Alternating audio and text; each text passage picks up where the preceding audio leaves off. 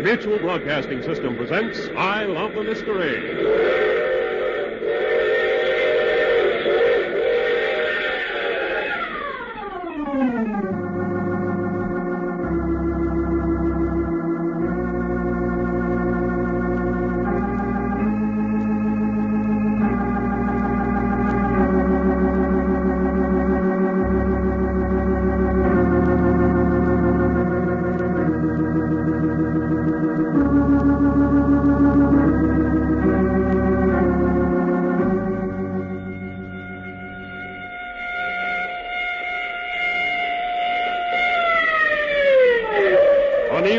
In Morse adventure thriller, Phil,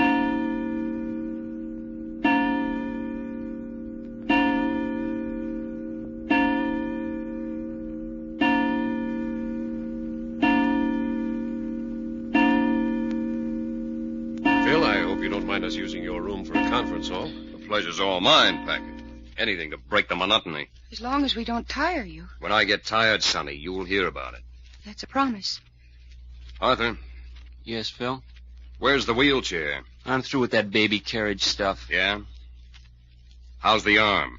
It's in a cast. How do I know? Well, are we all here? No, we're waiting for Leslie Marks. Sonny's attorney? What's he got to do with this? Well, he's in on this with the rest of us. Oh, Reggie. Yes, Jack? Open that window. We need a little air in here. Quite. Draft on you, Sonny? No, it smells good. Fog thick enough out there to spread on your bread. Hey, Long. Talking to me? That's right. What are you sitting over there by the door for? I like it over here. Yeah, I see you do. Why? Just a hunch, I reckon. Doc means he doesn't get caught in the same predicament twice. I still don't get it. The last time we were all together in this room, we had visitors. With guns. Oh, so that's it. That's it, fella. Should visitors come again, we're kind of spread out in fighting formation. I see. You by the door, Packard here by the bed, and York over by the window. And now you know as much as we do. But that's fantastic. They wouldn't dare try the same thing again. You can't tell what a bunch of torpedoes will do. It's just like I always say it. Oh, I'll get it. Oh, well, come on in, fella. It's Leslie Marks. Yes. You were expecting me, I believe? Yes, come in. Have a chair. Hello, Leslie. Good evening, Sonny. How are you, Terry? Don't bother to ask. Very well. How's the arm, Arthur? It's broke. How'd you think it was? Well, all very pleasant. Arthur, that's awful. So what? Phil, you should say something to Arthur about his manners. What's the matter with him? Well, you heard how rude he was to Leslie. Oh, that. Yes, that. Never mind, Sonny. But I do mind. You've been a good friend to me, and I don't care what anybody says or thinks. What's that? What? Has someone been saying I haven't been a good friend to you? Oh, I didn't mean... Sure, Marks. I say it. I see, Terry. That explains a lot of things. It does? Yes, I've noticed an antagonism in you against me, and I never understood it until now. He never understood it till now. But if you think I've taken advantage of Sonny in some manner, then naturally I can understand your resentment. That's what I call real deduction. Phil, I'm interested. You keep out of this, Packard. Do you mind telling me why you think Marks is taking advantage of Sonny? And in what way? I said for you to keep out of this. All right, let it go. But, Phil, you're wrong. I'm not wrong. Leslie, do you know what Phil's talking about? I think so. Well, for heaven's sake, let's hear it. Phil's disliked me ever since I refused to give you extra money from the estate to maintain him here in this hospital. Oh, no, Leslie. Marks, you said the one thing that you shouldn't ever have said. Nevertheless, Terry, I believe I'm stating facts. Sonny has paid every expense you've incurred since you were injured a year ago, and I might state that there were plenty of expenses. Leslie, I forbid you to say another and word. Furthermore, Terry, Sonny's been keeping this lazy, good-for-nothing brother of yours. What did you call me? Arthur, you shut up. What did you call me, Marks? I called you a lazy, good-for-nothing... Arthur! Arthur! Water glass came within an inch of my hip. I intended for it to brain you. Arthur! I'll kill that tin horn lawyer. Arthur, I'm talking to you. What do you want? Come over here to the bed. Phil. Come over here to the bed. Now then. Phil, don't hit me. Don't hit you.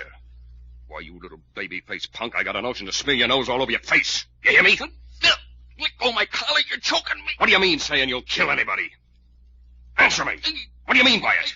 Phil, you're choking me. Oh, Phil, That's please. me, punk. You heard what he said about us. And I told you to stay out of it, didn't I? But you can't do anything. You're a cripple, Phil. Oh, Phil. Don't ever say that to me again. You hear? Yes, Phil. Now go and sit down. Yeah. Yeah, so that's what everybody thinks. I'm a cripple. Well, supposing I am. Oh, no, Phil. I said supposing I am. Here, Arthur, drink this. Make your throat feel better. All right. Well, isn't anybody going to answer me? Phil, we're getting entirely away from the matter we gathered here to discuss. What do I know about what you came here to discuss?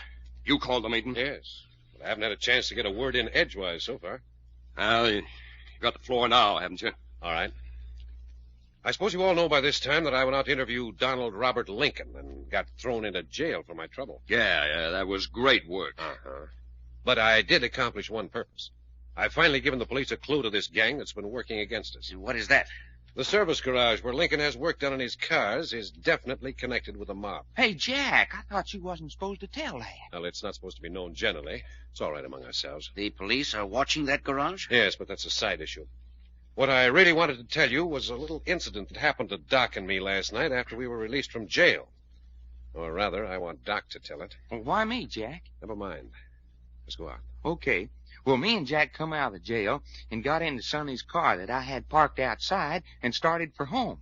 When all of a sudden, a couple of torpedoes come out by the back seat and poke shooting pistols in the backs of her neck. Doc, more gunmen? That's right, Sonny. You boys seem to be plenty unpopular in this town. Ain't it the truth? Well, they made me drive to a big brown stone house over on Sunshine Street, not so far from here. Then they took us inside. It was their headquarters? No, it wasn't, fella. It was a vacant house. Anyway, from their conversation, they was all set to take us down in the basement and finish up the little jobs their playmates messed up on out on the desert. They were going to kill you? Well, that was the object of meeting. Only going down the stairs to the basement in the dark, me and Jack done a high dive and got out of their spotlight. You did what? They had a flash on us. We dived down the stairs. But you might have been killed. Well, shucks, a broken neck or hot lead in your gizzard, you're just as dead either way.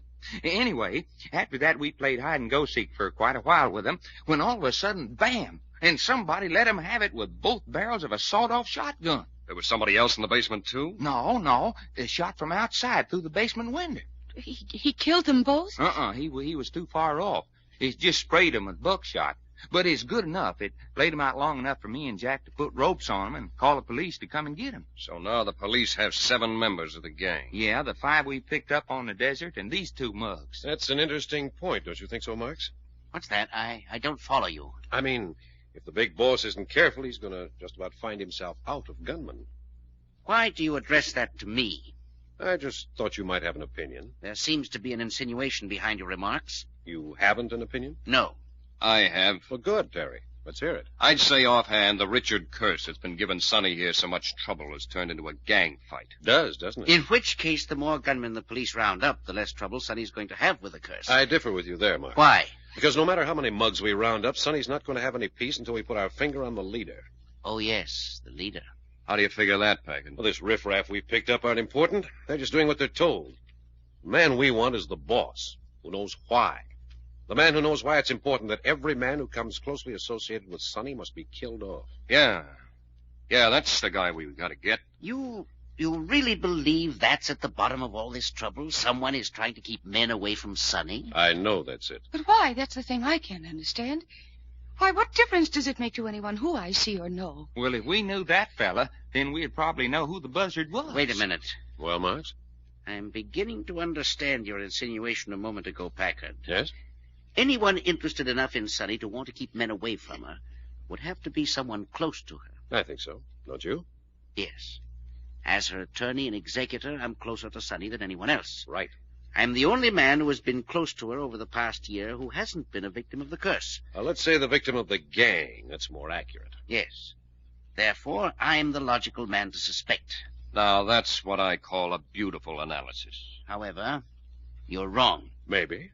And I'll point out the flaw in your reasoning. Go ahead. What have I to lose or gain by Sonny's association with other men? That doesn't prove anything. Somebody's guilty and somebody's got a reason. You may have a secret reason just as much as anyone else. But I haven't. That's what you say. I say, Jack, That's right. you say it has to be someone close to Sonny. It seems logical. Well, who is there closely associated with her? I mean, besides Marks here. Well, there's Phil Terry here. Yeah, I'm a great candidate.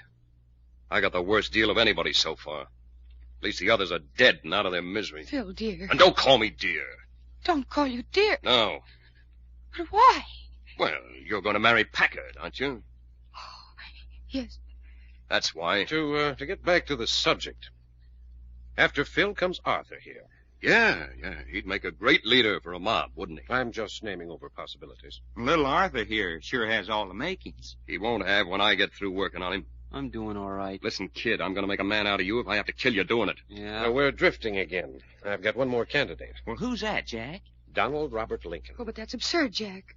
Mr. Lincoln isn't close to me. He was very close to your father. Supposing this thing reaches back. Lincoln, Packard, I think you've got something there. What do you mean? I just remember something about Donald Robert Lincoln. About 6 months before Sonny's father was killed, Lincoln and Mr. Richard had a deal. Oh! Leslie! Jack, the shot came through the window. There he goes down the fire escape. Go get him. Doc, go with Reggie. You bet you. Here, let me see. Leslie! What does anybody care? Arthur, you mustn't say that. Yeah, that mug's had it coming for a long time.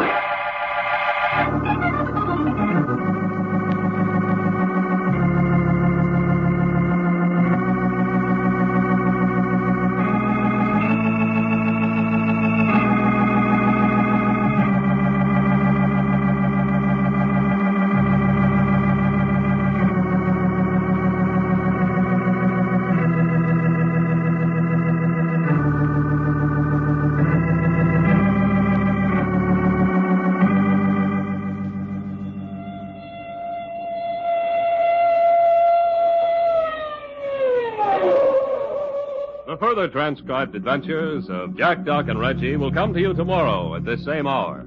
I Love a Mystery, written and directed by Carlton E. Morse, comes to you Monday through Friday, featuring Russell Thorson as Jack, Jim Boles as Doc Long, and Tony Randall as Reggie York. Frank McCarthy speaking.